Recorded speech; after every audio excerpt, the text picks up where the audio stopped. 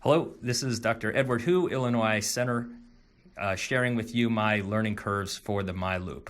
Here I am inserting the miLOOP, keeping the tip of the inserter in the geometric center of the eye, rotating smoothly in an axis to not disturb the anatomic location of the cataract, keeping the entry point with the black mark on the inserter right at the surgical wound. As I got more comfortable with the device, I became more comfortable using it on denser cataracts, and here is an example of a more brunescent cataract in which keeping the inserter in a central position, stabilizing the nucleus with a second instrument for my first section.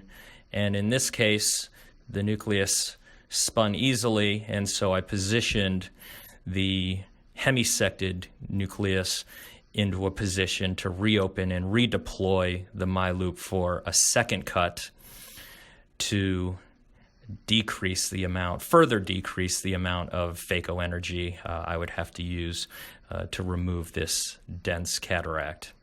Again, keeping that inserter tip in the central position is the key, and here we can see that the dense nucleus is completely sectioned with very minimal stress on the zonules during subsequent nucleus removal. IA proceeds very smoothly because of the cortical cleavage of the loop. Here we have another case where a small pupil case in which I used the miLOOP, and there is no interference of the Malyugin ring with this device. You are underneath the anterior capsule, and so in completely different anatomic locations. And again, for small pupils and dense cataracts, this is a nice tool to get very good segmentation to facilitate cataract extraction. In this case here, we have a mature white cataract stained with vision blue capsular stain for good visualization of the rhexis, and you can see that in this case here, the posterior aspect of the loop is not visible, but once you encircle the cataract, you are confident in that you get a full thickness cleavage of this very dense white mature cataract, which greatly facilitates the removal and ease of cataract extraction.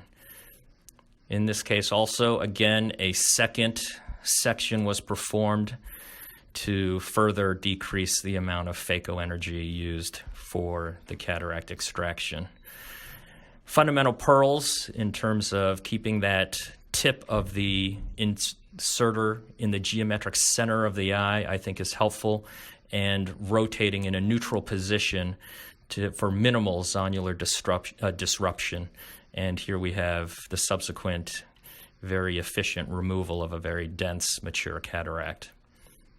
Again, because of the efficient cortical cleavage plane of the sweep of the endocapsular ring, cortical removal is very efficient.